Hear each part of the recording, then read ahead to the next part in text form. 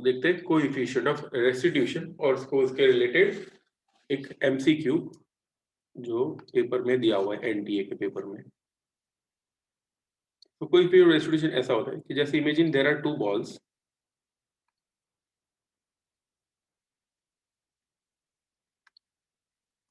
ये एक बॉल है, ये दूसरा बॉल, ठीक है, both are moving in the same direction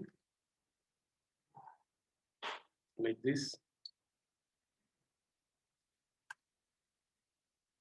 in दोनों की वेलोसिटीज है v1 एंड v2, इसकी वेलोसिटी और इसकी वेलोसिटी, ठीक है, velocities are v1 and v2। सबसे पहले इन दोनों के बीच में कोलिजन कब होगा? अगर कोई इक्वेशन ऑफ रेस्टिट्यूशन फाइंड करने को बोले तो देख लेना, ये v1 है और ये v2 है, ठीक है। अगर v1 बड़ा हो v2 से तो इन दोनों के बीच में कोलिजन होगा, अदरवाइज कोलिजन होगा ही नहीं। ओके, तो ये मास है m1, ये मास है m2, कोलिजन होगा इन दोनों के बीच में if v1 is greater than v2। तो कोलिजन के बाद क्या होने वाला है? कोलिजन के बाद दोनों की वेलोसिटीज चेंज हो जाएगी, ठीक है, हो भी सकती है नहीं भी हो सकती है, वो सब किस पे डिपेंड करता है? इट डिपेंड्स ऑन उसका मास कैसा है और एक कोएफिशिएंट होता है जिसे बोलते हैं कोएफिशिएंट ऑफ रेस्टिट्यूशन। तो फाइनल वेलोसिटी मास पे तो डिपेंड करती है, also depends on a coefficient, यानी वो जो मटेरियल किस टाइप का है। जैसे मान लो दो स्टील के बॉल टकराते हैं या फिर एक स्टील और एक रबर का टकराता है, in that case the final velocities will be different। तो मैं यहाँ पे मान लेता हूँ m1 वाला जो मास है उसकी वेलोसिटी है v1 डैश, m2 वाला जो मास है उसकी वेलोसिटी हो जाती है v2 डैश। ओके, सो ये वाला मास m1, ये वाला दूसरा वाला मास m2, v1 is greater than v2, टकराए और टकराने के बाद these are the final velocities, इसे क्या बोलते हैं? these are the final velocities v1 dash and v2 dash.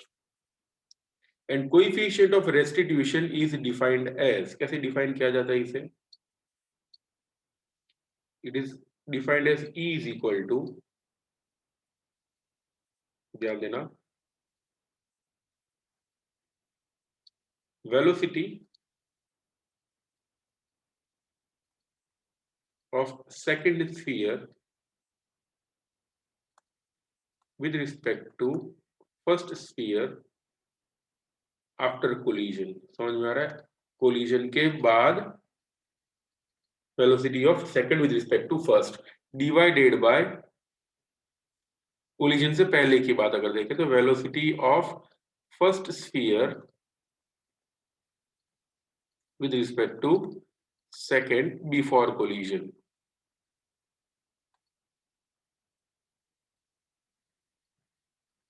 अच्छे से समझना हो, ये अगर मान लो ये वर्ड्स आपको डिफाइन तो करना नहीं है एमसीक्यू में, याद ये रखना, it will be v2 dash minus v1 dash by v1 minus v2।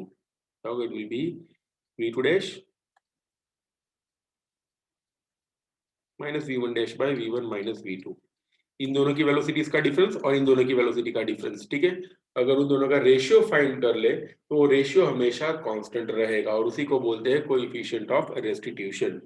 चलो अब अगर ये बताओ मास, ये जो m1 है उस मास को अगर मैं डबल कर देता हूं तो क्या होगा?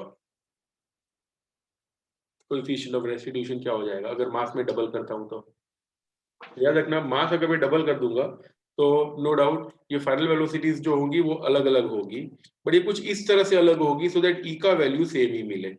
Okay, the value of E will remain same. याद रखना, it depends on only the type of material, it is independent of the mass of the object. ये याद रखना, मास पे बिल्कुल भी डिपेंड नहीं करता है कोएफिशिएंट। ओके, वो सिर्फ किस पे डिपेंड करता है? Depends on type of material. तो अगर एक रबर का छोटा सा स्फीयर और एक ये स्टील का बड़ा सा स्फीयर हो, ये रबर है, ठीक है, इन दोनों के बीच में अगर कोलिजन हो रहा हो, और अगर दूसरे केस में मैं एक छोटा सा स्टील का स्फीयर ले लो और बड़ा सा रबर का स्फीयर ले लो और इन दोनों के बीच में कोलिजन कर रहा हो, in both the cases coefficient of restitution same ही रहेगा और उसकी वैल्यू क्या होगी? Will be v2 dash minus v1 dash by v1 minus v2। अगर ये फॉर्मूला याद रह गया तो आराम से ये कोएफिशिएंट ऑफ रेस्टिट्यूशन टाइप के न्यूमेरिकल्स सॉल्व कर पाओगे। ओके, अगर याद नहीं रहता तो ऐसा भी कर सकते हैं, v2 डैश v1, ऐसा नहीं, फाइनल वेलोसिटी यानी v2 माइनस v1 कर दो और नीचे भी v2 माइनस v1 कर दो, ऊपर डैश लगा दो और ऐसा करके इधर माइनस रख दो, ठीक है, तो भी ये बन जाएगा कोएफिशिएंट ऑफ रेस्टिट्यूशन। समझ में आ रहा है? दोनों वेलोसिटीज का डिफरेंस डिवाइडेड बाय दोनों वेलोसिटीज का difference v2 dash v2 minus v1 कर देना है और आगे माइनस की साइन रख दो तो ऑटोमेटिक कोएफिशिएंट ऑफ रेस्टिट्यूशन बन जाएगा। ओके, अब आपको शायद पता होगा इलास्टिक अगर कोलिजन हो रहा हो, if the collision is elastic in nature तो e का वैल्यू 1 होता है। If it is in elastic, ये कंप्लीटली की बात चले, कंप्लीटली इन इलास्टिक हो तो e की वैल्यू 1 होती है, कंप्लीटली इन इलास्टिक हो तो e की वैल्यू होती है 0। ये याद रख ही लेना। ओके, हमेशा के लिए इलास्टिक कोलिजन हो रहा हो e का वैल्यू 1, इन इलास्टिक कोलिजन हो रहा हो e का वैल्यू 0। इलास्टिक कोलिजन का मीनिंग क्या होता है? See when practically a sphere collides with a wall, जैसे ये वॉल है, ओके, इसके साथ कोई एक बॉल टकरा रहा है, जिससे suppose a ball, okay, ball उसके नजदीक जाएगा, नजदीक जाने के बाद क्या होगा? It will collide. अब कोलिजन हो तो प्रैक्टिकली क्या होता है? थोड़ा सा कंप्रेस होता है, मैंने ज्यादा कंप्रेस कर दिया, और फिर वापस वो रिबाउंड होके वापस आता है। समझ में आ रहा है? फिर से बॉल जा रहा है, बॉल टकराया, टकराने के बाद क्या होगा? It will be like this, ठीक है, और फिर वापस वो अपना शेप लेके फिर वो वापस आएगा। तो यहाँ पे when it is colliding with the wall, wall के साथ जब कोलाइड हो रहा है दैट टाइम ये कंप्रेशन हुआ और ये रिलैक्सेशन हुआ। तो कंप्रेशन और रिलैक्सेशन में थोड़ी बहुत एनर्जी हीट एनर्जी में कन्वर्ट होती है और एटमॉस्फेयर में चली जाती है। It means if you are standing at this point, आप अगर इधर खड़े हो, ठीक है, आप लोग ये बॉल से खेल रहे हो, प्लेइंग विद दिस बॉल, ठीक है, बॉल आपके हाथ में, आप लोगों ने इनिशियल एनर्जी दे दी, ठीक है, the initial energy which you are giving is 50 joule, ध्यान देना 50 जूल एनर्जी आप लोगों ने दी। तब जब ये स्फीयर जाएगा, ठीक है, इसके साथ टकराएगा, टकरा के ये कंप्रेस होगा, रिलैक्स होगा, और वापस जब आप लोगों के पास आएगा एट दैट टाइम वो 50 जूल नहीं रहेगी, 50 से कम हो जाएगी। मैं यहाँ पे कंसीडर कर रहा हूँ 40 जूल, ठीक है, हर बार 40 ऐसा जरूरी नहीं है, पर consider it to be 40 joule. तो 10 जूल एनर्जी कहाँ चली गई? बताओ जल्दी से, ये 10 जूल एनर्जी कहाँ चली जाती है? हीट से एनवायरनमेंट में। तो यहाँ पे कंप्रेशन एंड रिलैक्सेशन हुआ ना, ओके, कंप्रेशन हुआ, ओके, और रिलैक्सेशन हुआ, तो उसमें जो हीट एनर्जी जनरेट होगी वो एटमॉस्फेयर में चली जाती, इस केस में वो है 10 जूल। ये समझ में आया? ये समझ में आ गया? यस। Compression, okay. अब देखो केस ऐसा है, जैसे मान लो दिस इज अ वॉल, ठीक है, आप लोग खेल रहे हो and you have a rigid sphere, ठीक है, आप लोगों के पास कैसा स्फीयर है? Sphere is very very rigid, ऐसा, ठीक है, रिजिड यानी जिसका इंटरमॉलिक्यूलर डिस्टेंस बिल्कुल भी चेंज ना हो, वैसा वाला। अब जब ये इधर जाएगा, इसके साथ टकराएगा, अब वॉल भी रिजिड है, बॉल भी रिजिड है, तो यहाँ पे टकराने के बाद जो वापस आपके पास आएगा एट टाइम क्या होगा? देखो, ये यहाँ पे टकराया, ये रिजिड बॉडी है तो उसके अंदर कॉम्प्रेशन होगा ही नहीं, वॉल भी रिजिड है तो कॉम्प्रेशन होगा ही नहीं। एज ए रिजल्ट ये मान लो 50 जूल एनर्जी दी थी आप लोगों ने, जब वापस आएगा तब आप इसके पास कितनी एनर्जी होगी? बोलो। 40 जूल। क्यों? 10 जूल कहाँ गई? वो एनवायरनमेंट में गई ना। कैसे गई?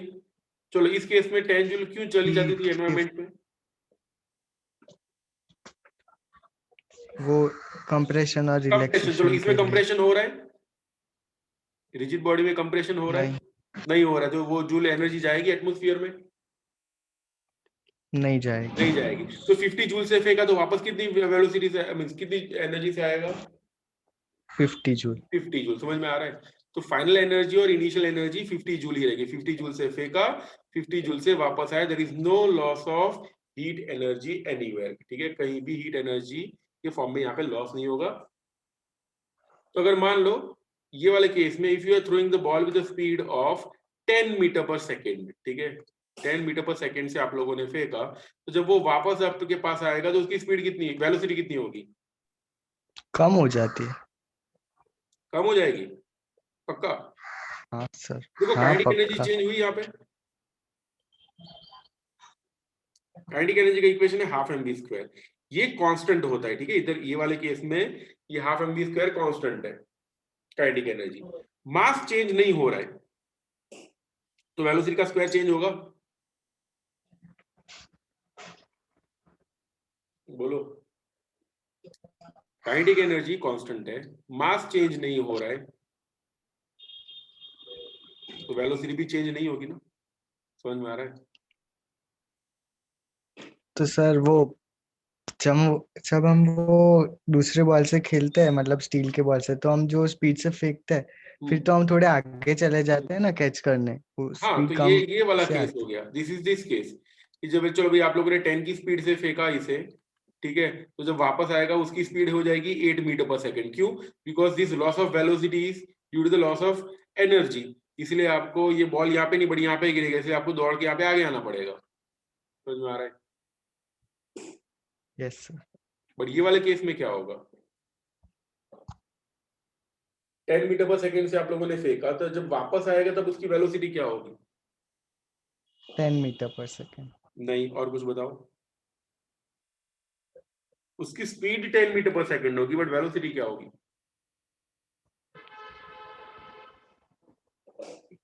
Speed is 10 metre per second, velocity क्या होगी?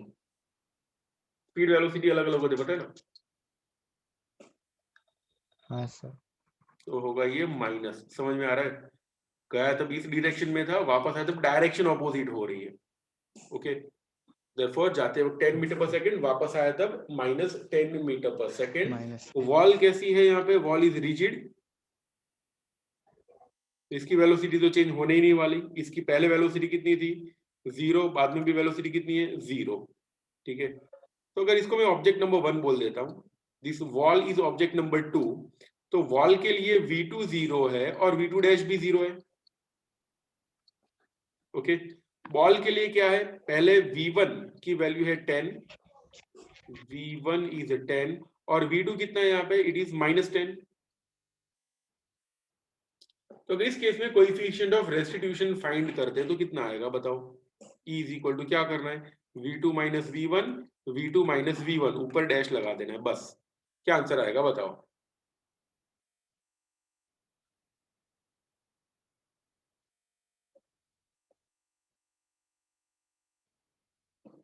क्या आएगा आंसर? सही है, क्या होगा answer? It is E is 1। Equal to 1। इसीलिए जब एक रिजिड बॉडी, ठीक है, दूसरे रिजिड बॉडी के साथ टकराए, तब कोएफिशिएंट ऑफ रेस्टिट्यूशन कितना लेना होता है? We have to take 1। ठीक है, इसलिए मैंने लिखा है यहाँ पे इलास्टिक कोलिजन हो रहा है तो E का वैल्यू कितना लेना है? 1। ओके, अब बात करते हैं कंप्लीटली इन इलास्टिक कोलिजन की। ठीक है, if the collision is completely in elastic, and imagine आप लोगों के पास एक बॉल है स्टैंडिंग हियर, और आप लोगों के पास एक बॉल है which is made up of chewing gum, वो बूमर उमर या सेंटर फ्रेश ऐसे पिंक कलर की आती है। ओके, जब आप लोग इसको फेंक दोगे, ठीक है, ये जब जाएगा, टकराने के बाद क्या होगा? आफ्टर द कोलिजन ये पूरा का पूरा कंप्रेस हो जाएगा। समझ में आ रहा है? ऐसा हो जाएगा, और कंप्रेशन के बाद ये यहाँ से ऐसे नीचे, या तो चिपक जाएगा यहाँ पे, या तो अगर नीचे आ रहा है तो ऐसे ऐसे नीचे आएगा। ठीक है, तो यहाँ पे होता क्या है, as soon as it collides, ये कुछ ऐसा हो जाएगा। ठीक है, और फिर वो वापस अपनी पोजीशन को रिटेन नहीं कर पाएगा, वो जैसा है वैसा का वैसा ही रहेगा, it will not retain its original position. As a result इस केस में अगर देखें, ये वापस आने ही नहीं वाला, तो हम लोगों ने बॉल को थ्रो किया, कितनी वेलोसिटी से थ्रो किया? We have thrown it with the velocity of 10 metre per second.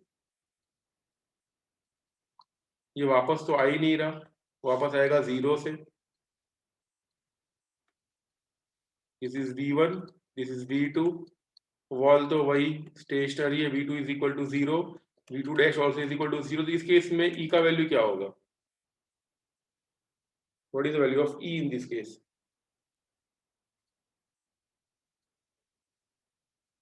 बोलो भाई, कैलकुलेट करके बताओ कितना होगा E का वैल्यू?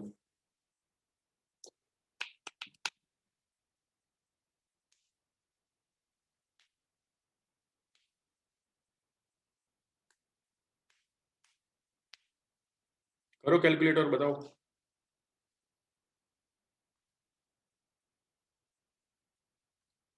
फिर से देखो, देखो करना क्या है, E का वैल्यू कैसे फाइंड करना है? v2 माइनस v1 लिखो, v2 माइनस v1 लिखो, ऊपर ये यहाँ पे माइनस कर दो, और ऊपर क्या कर देना है? Dash dash. बताओ क्या आएगा? v2 dash minus v1 dash bye v2 minus v1। तीन चीजें यहाँ पे जीरो है सिवाय के v1, क्या होगा answer?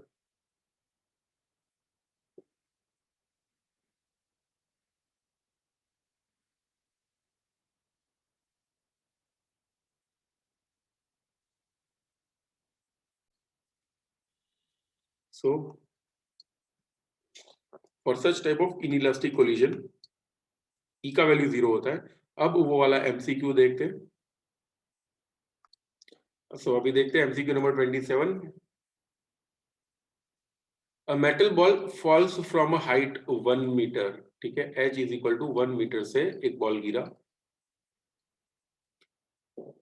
onto a steel plate and jumps to a height of 81 centimetre, ठीक है। तो ये h1 वाली हाइट है और टकराने के बाद वो कितनी हाइट तक जाते हैं? It goes to height of 81 centimetre यानी 0.81 metre. The coefficient of restitution of the ball and steel E का वैल्यू क्या होगा ये हमको फाइंड करना है, ठीक है। We want to find out the value of E. चलो स्टार्ट करते हैं। सो वो द स्टील प्लेट, ये है बॉल, ओके। यहाँ पे देखो बॉल जो है दिया हुआ नहीं है that it is whether it is elastic और इन इलास्टिक, ठीक है। ये बॉल जा रहा है नीचे, टकराने के बाद वो वापस ऊपर गया। सबसे पहले बताओ जब बॉल नीचे गिरेगा फ्रॉम अ 1 मीटर हाइट तो टकराते वक्त उसकी वेलोसिटी क्या होगी? और the velocity with which it will strike the ground. मैं इसको 1 नंबर बोल देता हूँ और ये जो है ना वो नीचे इसको ग्राउंड को स्टील की जो प्लेट है उसको 2 बोल देता हूँ। यहाँ पे v2 तो जीरो ही है, ध्यान देना v2 is zero, also v2 dash is zero, ठीक है। जैसे वॉल की वेलोसिटी जीरो थी तो यहाँ पे ये दोनों जीरो ही है। तो बताओ ये बॉल जो है 1 मीटर से अगर नीचे आता है what will be it's final velocity with which it strikes the ground? कितनी वेलोसिटी होती है यहाँ पे नीचे आते हो इस पॉइंट पे? बोलो भाई आपको आता ही ये वाला।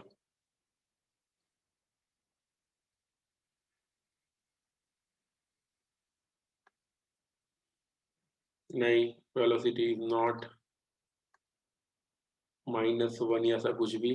देखो जब नीचे आ रहा हो बॉल 1 मीटर से गिर रहा है, वेलोसिटी का इक्वेशन होता है v is equal to root of 2gh, is the formula of velocity. तो velocity with which it strikes the ground is v1 is equal to root of 2, g का value लेना है 10, h का value है 1, तो v1 मिलेगा root of 20, is the velocity with which it strikes the ground, okay. अब देखो इतनी वेलोसिटी से टकरा है और टकराने के बाद क्या हो रहा है? इट इज गोइंग अप, कहां तक पहुंचा वो फाइनली? यहाँ तक, इतनी हाइट तक 81 सेंटीमीटर यानी 0.81 मीटर तक पहुंचा हो। If it is going up to a height of 0.81 तो स्ट्राइक होने के बाद उसकी वेलोसिटी क्या होगी? तो v1 dash will be again root of 2gh। इस केस में हाइट कहां तक जा रही है? 2 इंटू 9.8 इंटू हाइट कितनी है? 0.81 is v1 dash. therefore v1 dash is equal to, ये 10 ले लेते हैं इसे, ये ऐसा बोल सकते हैं root of 20 into root of 0.81 यानी 0.9 होगा। समझ में? मैंने 0.81 का रूट यहाँ पे 9, बाकी सबको वैसे का वैसे ही रखा। तो ये बोल सकते हैं v1 dash is equal to, ये देखो रूट ऑफ 20 तो v1 है, इट इज 0.9 v1। अब कोएफिशिएंट ऑफ रेस्टिट्यूशन के फॉर्मूला में ये सारी वैल्यूज डाल देते हैं। ई का वैल्यू क्या होता है? It is v2 dash minus v1 dash by v1 minus v2, या तो फिर ऐसा करो v2 माइनस v1 लिखो, नीचे भी v2 माइनस v1 लिखो, यहाँ पे माइनस करके ऊपर डैश डैश लगा दो। बताओ क्या आंसर आएगा? v2 तो जीरो है, ये दोनों जीरो है और ये वाली वेलोसिटी नेगेटिव होगी, ओके। v1 डैश जो ऊपर जा रही है वो वाली वेलोसिटी नेगेटिव होगी बिकॉज वो ऊपर जा रहा है। बताओ क्या आंसर आएगा?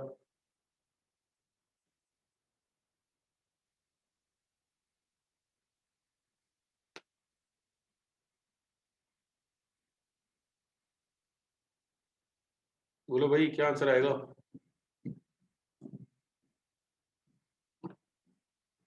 V2 तो 0 है, 0 माइनस V1 डैश यानी minus of 0.9 V1 divided by minus of V2 minus V1, V2 तो 0 है, माइनस V1 को V1 ही रखते, तो क्या आंसर मिलेगा? ये प्लस हो जाएगा, ऊपर भी प्लस, विल गेट 0.9, तो आंसर हो जाएगा 0.9। ओके, तो this will be our answer. तो इस तरह से कोएफिशिएंट ऑफ रेस्टिट्यूशन वाले न्यूमेरिकल्स सॉल्व होंगे।